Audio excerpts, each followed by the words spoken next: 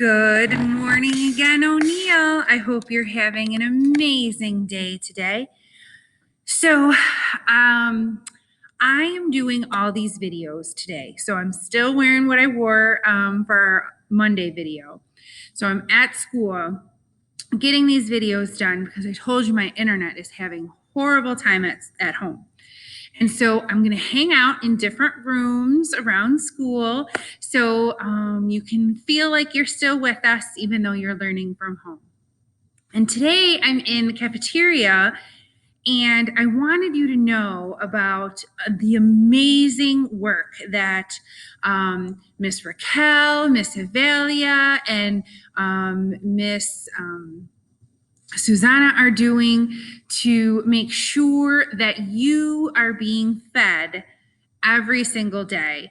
O'Neill gives out over about 250 bags a day of food to families, and we've given out so many boxes of food too. And so if you or your family are in need of any food, please come to school. Obviously not during break because they're not here, but as soon as, January 4th, we'll be back at school giving away those meals, breakfast and lunches for students. We're open from 7 o'clock in the morning till 12 o'clock in the afternoon, Monday through Friday. And so if you are missing school lunches, like in Save Me the Seat, please come to school and thank our lunch supervisors for continuing to support students, since March, since we've been out of school, making sure that you have food every single day. And it's for any O'Neill student or child from birth to 18. So please come and get those items if you need it. All right. Well, here we go. We are on to Thursday, mac and cheese. And I think that might be one of the items I'll make on Wednesday. We'll see if my internet works better at home then. All right. We are on chapter 26. Joe. Mia is hogging the bed, so I sleep crooked and wake up with a crick in my neck. Does he really have a crick inside of his neck? No, it's another idiom, meaning like a sore neck. Sunshine is leaking under the bottom of the window shade and hitting me smack in the face. That's weird. It's usually still dark when I get up. I roll over, look at the clock. It's 10:45. Holy smokes, I shout. I jump out of bed. I throw on some clothes, shove my homework in my backpack, and run downstairs without even tying my shoes first. My parents are at the table, sitting at the kitchen table, drinking coffee. What's going on? I asked my mom. Why didn't you wake me up? Aren't you supposed to be at work? Bertie from the kitchen crew offered to cover me, and you're not going to school today, my mother said quietly. I'm not? Are you going to say hello to your old man? My dad asks. I go over and give him a hug. I haven't seen him in over a week, and since he doesn't shave when he's on the road, his beard is pretty scratchy. Is it my imagination, or did you grow another foot while I was gone? He asks. Remember that word, imagination? Ooh, I'm not holding it right. There we go. That's, when we use our mind to think of things in pictures. Having an imagination helps us write amazing stories. Having an imagination helps us draw beautiful pictures, play wonderful music. Imagination takes us places. And visualizing is what we're going to work on next. So imagination and visualizing will come together. I don't know, I say, maybe. Does somebody want to tell me what's going on? Have a seat, Joey, my mom tells me. I'll get your breakfast. Usually on school days, I eat a couple bowls of cereal and a smoothie in the morning. But my mother has made huevos rancheros. She and my dad have already eaten, so she loads up a plate with fried eggs and corn tortillas covered in salsa and sets it on the table in front of me. Oh, that sounds so good. Sprinkle a little of this on top, she says, setting a small glass dish of chopped green stuff to me. It's cilantro filled with vitamin K. Let me know if you want some hot sauce too. Huevos rancheros is one of my favorites, but for the second time this week, I've lost my appetite.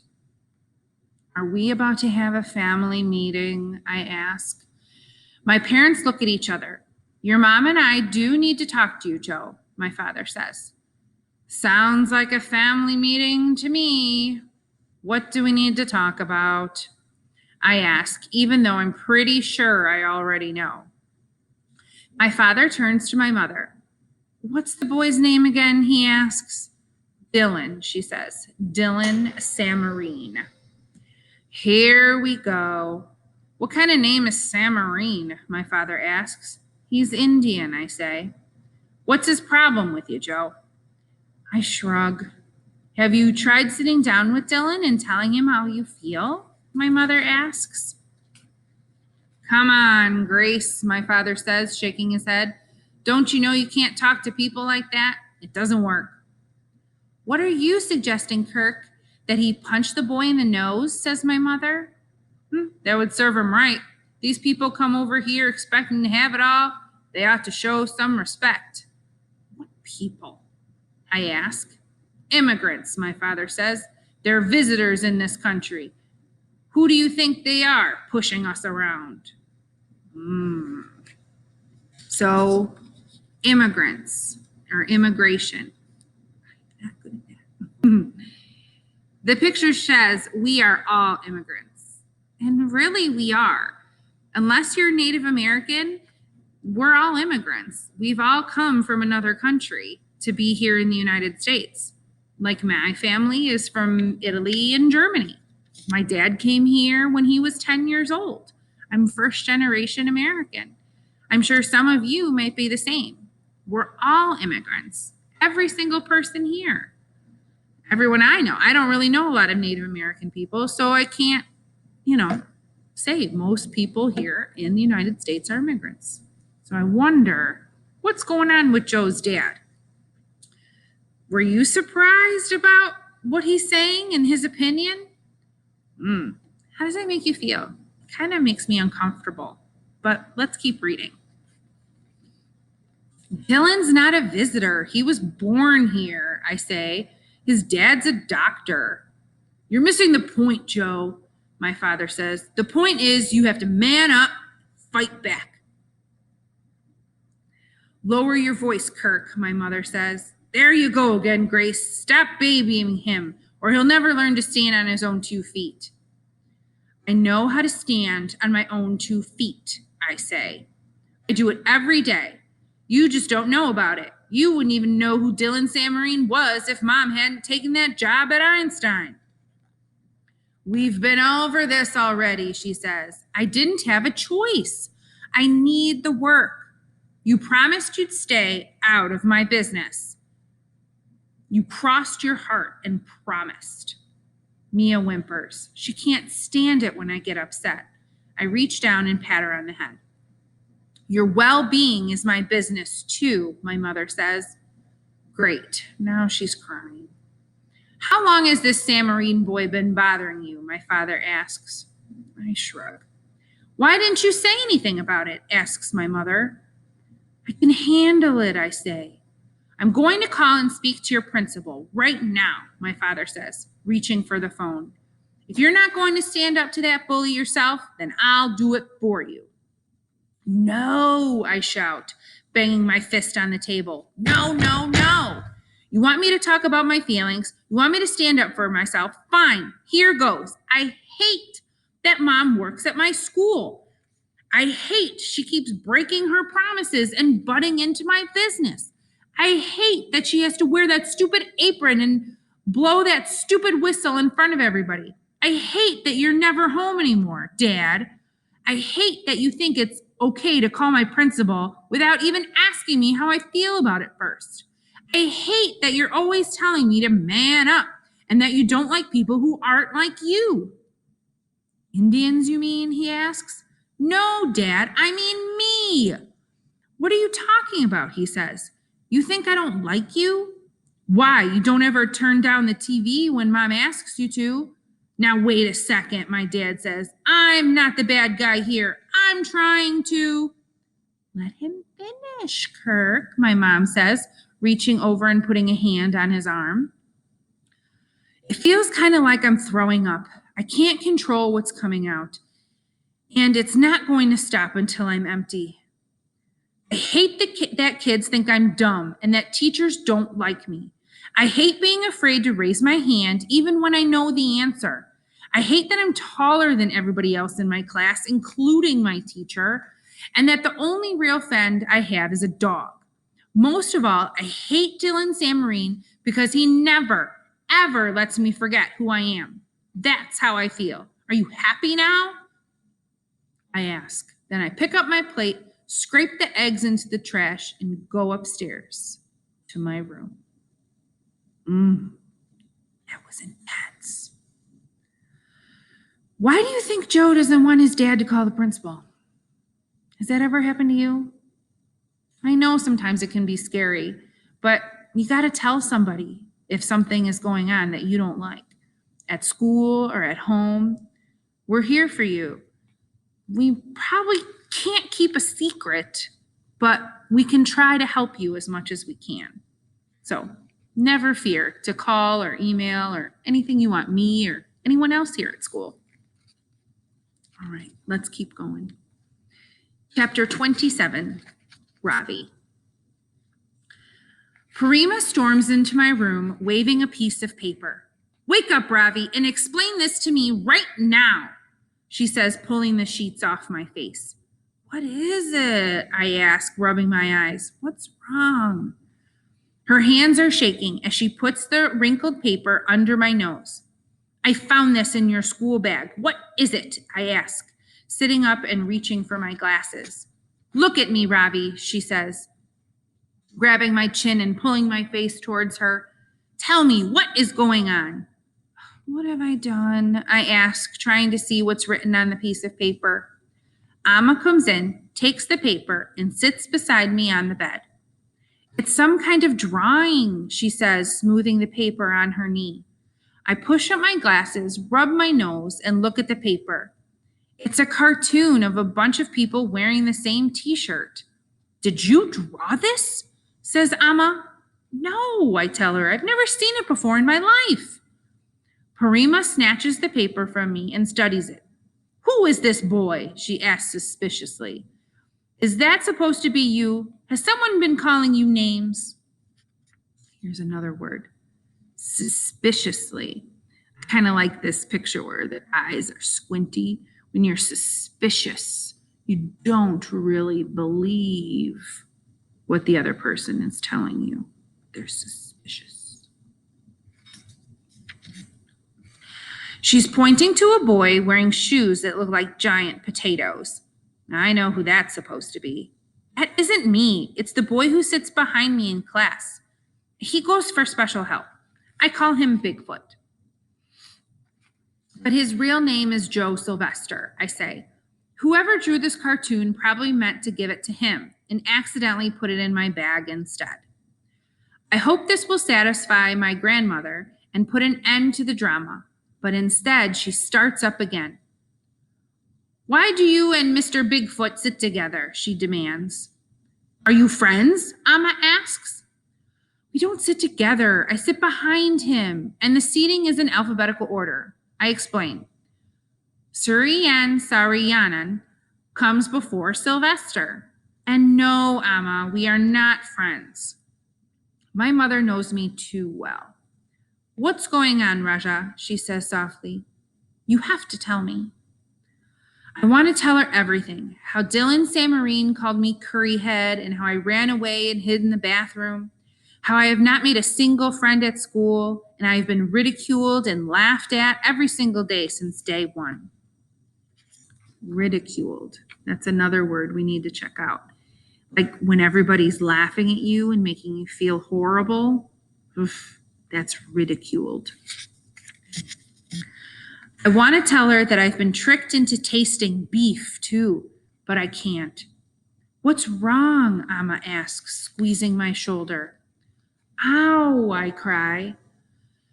Amma gently pulls open the top of my pajama shirt and gasps. What happened? She asks, gently touching my bruise on her fingertips. Nothing, Amma, I lie. I just bumped myself. Parima turns on her heel and leaves the room, only to return a minute later wearing her sweater and shawl. She also has a scarf and a red dupatta covering her head. So a dupatta is like another kind of scarf that Indian women wear, and this one is covering her head. Very pretty. Where are you going so early in the morning? Amma asks. Parima ignores her. Get up, Ravi, she commands. Why? I ask. I'm coming to school with you. I want to see for myself what is going on at this so-called Albert Einstein Elementary School. Nothing is going on, Parima, I say, and you cannot come with me to school. When did you start answering back to your elders? She says, her eyes flashing. It's all this American influence. Are you ashamed of your Parima now? Embarrassed of her sari and bindi? Bindi is another interesting Indian word. It's the red dot right there. Typically, women who are engaged or married wear a bindi on their head, right here. Some of them are very simple, or some of them can be jeweled and very pretty. They're usually like a sticker almost that you put there. So that is bindi. I'm sure that's not how he feels, Amma says. What do you know about it, Roshni? Parima snaps. Tell her, Ravi. It's true, isn't it? You wish your silly old Parima had stayed behind in Bangalore where she belongs, don't you? There's no place for me here in your new American life full of insulting cartoons and mysterious bruises. No, Parima, I say. I'm glad you are here. But she ignores me and goes on. I'll tell your Paripa to bring the suitcases from the garage. We'll buy a ticket today and fly back to Bangalore. Amma sighs. Don't be silly, Meena, Ma. Ravi just told you he doesn't want you to leave. Parima narrows her eyes at Amma, suspiciously. You've poisoned his mind, Roshni. That's what it is. We both know you don't want me here any more than he does. Stop, I shout. The reason you can't come to school with me because I'm not going to school, Parima. Are you feeling sick again, Raja? My mother asks quickly, putting her hand to my forehead to check for fever. Let me check your pulse, says Parima, putting her fingers on my wrist. Now, all of a sudden, her voice is quivering with concern. I'm not sick, I say, pushing her hands away. I'm finished with Albert Einstein Elementary School. Forever. I quit. Oh, no. Joe and Ravi seem to not be having a great day today. I don't think they're going to be able to have their mac and cheese. Joe. Joey, my mom is knocking on the door. Go away, I say, pulling the pillow over my head. But of course, she ignores me. Why does she bother to knock if she's just going to come in anyway?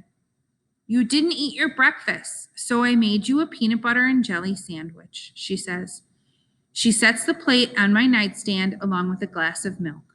I'm not hungry, I say from under the pillow. She doesn't say anything, but I can tell she's still standing there. I hear a sniffle, so I pull the pillow tighter around my head. I've heard enough crying for one day. I have to go to work, my mother tells me. Your dad's downstairs if you need anything. I'll be back later. After she leaves, I come out from under my pillow and I look at the sandwich, but I'm not really hungry. All I want to do is go back to sleep so I won't have to think about anything. Mia is staring at my peanut butter and jelly sandwich, whining. I pull one of the crusts and toss it to her. She catches it in midair and gulps it down without chewing. I would give her the rest, but I'm not sure if the dogs are supposed to eat peanut butter and jelly. Dogs love peanut butter. I can't fall asleep, so I get up and play a couple games of Brick Breaker on my computer. Then I finally finish reading the last few chapters of Bud Not Buddy. If the other books this Christopher Paul Curtis guy has written are any good as this one, I'm going to read them all. My appetite must be coming back because I drink my milk and I eat the rest of the peanut butter and jelly sandwich. And when I'm done, I'm still hungry. Thursday is macaroni and cheese day at Einstein. That's the only part of school I'm sorry to miss today. A little mac and cheese would have really hit the spot right about now. My mom usually keeps a couple boxes of instant kind in the pantry, but if I go downstairs, I might have to hear round 2 of my dad's stand up on your own 2 feet lecture. Instead, I decide to do a page of math problems so I won't fall behind. Right when I think I'm in good shape, I suddenly remember the personal collection assignment Miss Beam gave us. It's due tomorrow. Crud. Miss Beam had reminded us about it yesterday, and this time I managed to write it down, which is lucky because it turns out that it isn't a personal collection she wants, it's a personal reflection. We're supposed to pick some object that represents who we think we are and then write something on an index card about why we chose the object. This is exactly the kind of touchy-feely stuff I can't stand. What am I supposed to do? Bring a pair of my earplugs and write I have APD on it? I hear a sound in the hall and then I turn around to see a white envelope slide under my door. It has my name written on the front in capital letters, Joe. I'm not sure if I want to open it, but my curiosity wins out. Dear Joe, I'm not the best with words, but that doesn't mean I don't know how to say I'm sorry when I'm wrong. You said that boy Dylan never lets you forget who you are, but it's not his job to remind you, it's mine. You are smart and funny and the best son a father could ever have. There is more to you that meets the eye, Joseph James Sylvester, and don't you ever forget it. Love, Dad. P.S. Interleague Phillies Sox series this weekend. Want to watch with me? I read it 3 times. It's the first letter my father has ever written me, and it takes a while for the words to sink in. Mr. Barnes had a bunch of quotes on the wall in the classroom. One of them was, "Writing can change the world." I think I finally understand what that means. I also know that I'm going to bring to school the next day for Mrs. Beam's assignment. I like that letter from Joe's dad. That's really sweet. But I also like the quote that Mr. Beam had, "Writing can change the world." What do you think that means? Do you think that, what you write can change the world? I do. I love writing. And one day, a personal goal of mine is actually to be an author, children's book or novel, or maybe one day get my doctorate and write a dissertation. But I think writing is such a wonderful way, even journaling, to get your ideas out. So if you have time over this winter break, I suggest you do some writing too. Never know, you might change the world. All right, I think we got 1 chapter left in this section. Chapter 29, Robbie. I'm sitting in the living room in my pajamas, drinking a cup of Ovaltine. Quitting is not an option, my father tells me. Your father is right, says Parima. Look how hard he is working in America, Ravi. Taking the train up and down every day, always on the phone. Do you see him giving up? Paripa picks up his newspaper and goes out to the living room to read in peace. Parima gets the bottle of red Ayurvedic oil from the medicine cabinet, and Amma rubs some on my shoulder to relieve the pain. Put this on, she says, handing me the red sweater and matching monkey cap that my other grandmother knitted for me as a parting gift. You need to cover up if you're coming down with a cold. Get back into bed and rest. When you wake up, I'll make you some rasam and rice. I repeat, she says Appa as he straightens the knot on his necktie. Quitting is not an option. My life is a mess. Sleep is my only escape I can think of. So I do as my mother has told me. I put on the sweater and the tight monkey cap, kind of like a stocking cap that you put on, which covers not only my head, but most of my face, and I go back up to my room. I wake up at 1:30 in the afternoon, dripping with sweat. I pull off the sweater and the monkey cap and throw them on the floor. My shoulders feel like a little better, but my sleep has not been a restful one. Miss Frost's face haunted me in my dreams. Assumptions are often wrong, she kept saying again and again. Where's the monkey cap? Parima asks when I come downstairs. The wind is in this country will be the end of us all. There's no wind inside the house, Parima, and the monkey cap is soaking wet. Amma must have turned the temperature up. It feels like an oven. Are you hungry, Ravi?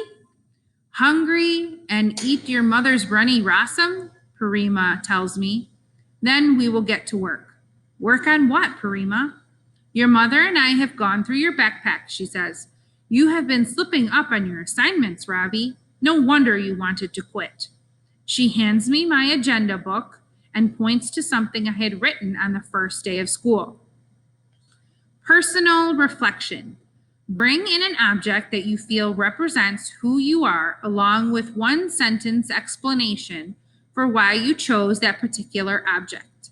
Please write your sentence on an index card and do not put your name on the card.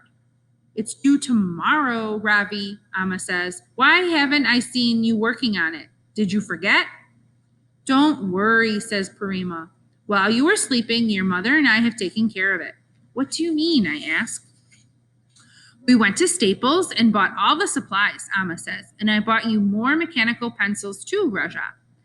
I was hoping she wouldn't notice the pencils were missing. I know they disappeared, but I have no idea where they went. You're too soft on him, Roshni, sniffs Parima, losing all his pencils and the napkin from his tiffin box too. If his father had been so careless with his things, I would have made him pay to replace them. Amma reaches out and takes my hand. Leave your rasam to cool and come see what we've done, she says. The truth is, Miss Beam's assignment had totally slipped my mind. Personal reflection. At first I had thought it would be easy. I hadn't even given it a second thought. I knew who I was. But now, after 3 days at Albert Einstein Elementary School, I'm no longer the same person I used to be. I am Curryhead, a loser who can't speak English and has no friends. Amma and Parima lead me to Appa's office. Spread out on the desk are colored markers, a gold pen, a silver one, white liquid glue, glitter, glass gems, and all kinds of other shiny stuff. A piece of white chart paper lies in the middle, and at the top, in her neatest cursive, my mother has written, Ravi, sharp and shining like the sun. Oh, excuse me. Ravi, sharp and shining like the sun. The letters are gold, the borders decorated with glitter and gems, as elaborate as Tangor painting. Under this, they have glued down photographs, each with a shiny border of its own. Pictures of me receiving an award for winning Math Olympiad, me standing on a podium with a gold medal for running, me holding my certificate for best outgoing student at Vita Medir, and they have even taken one of my real medals and stuck it on the chart with sellotape. Just tape. I should feel on top of the world, seeing all these reminders of my success. but instead my stomach is churning so badly, I think I'm going to be sick. Do you like it, Raja? My grandmother asks, her eyes twinkling with pride. I'm sorry, Prima, I say as my tears begin to flow. I can't take this to school. You were right. All of Paripa's hard work at the tea plantation was for nothing. I am a complete failure in America. She looks at me and her face is soft. Don't cry, Ravi. Everything will be okay. Then she pats me on the back and quietly leaves the room. What is wrong, Ravi? Mother asks. You have to tell me. This time I do. When I have finished pouring out my heart to my Amma, she puts her arms around me and wipes my tears with her palu at the end of her sari. So palu is another part of the sari, and it's the cloth that goes over the shoulder. So that's a palu. Don't worry, Raja, Amma says softly. I want to believe my mother, but nothing she has done so far has helped me. Not the Nankahatis, not the Kandishrani, not even her black tongue. Ravi, Pirama is standing in the doorway with my grandfather. Your Paripa has something to tell you. My grandfather is wearing a warm sweater and a monkey cap of his own. In his hand, he holds a small tea strainer he has brought from the kitchen. Come, Ravi, he says. I have an idea. All right. And that is that. We'll continue reading. We are going to be on chapter 30. Oh my goodness. We're almost done with our book. Ooh, we're doing so great. I wonder what his grandpa is going to think of. He hasn't really been a main character yet in the story, so I'm wondering what kind of person he is too. Well, I hope you continue to have a wonderful, wonderful winter break and keep reading with me, and we'll make some fun stuff on Wednesday. All right. Have a terrific Tuesday.